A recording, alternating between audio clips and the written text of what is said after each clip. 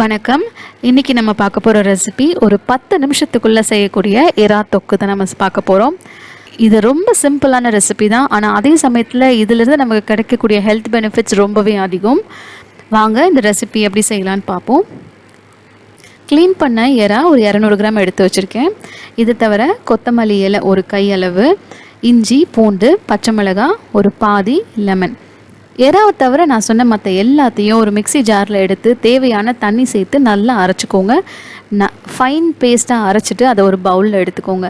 இந்த டிஷ்ஷுக்கு தேவையான உப்பையும் சேர்த்து நம்ம க்ளீன் பண்ணி வச்சுருக்கிற எறாவை சேர்த்து நல்லா மிக்ஸ் பண்ணிக்கோங்க. இதை மேரினேட் பண்ண உடனேயே நம்ம செய்ய ஆரம்பிச்சிடலாம். இதை ஊற வைக்கணும்னு அவசியம் கிடையாது. இப்போ ஒரு பேனில் பட்டர் எடுத்துக்கோங்க.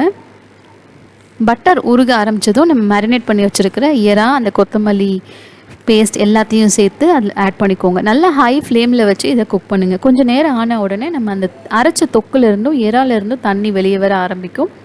ஹை ஃப்ளேம்லேயே குக் பண்ணுங்கள். 5லேருந்து 10 நிமிஷத்துக்குள்ளே இது மாதிரி எறா தொக்கு ரெடி ஆகிடும்.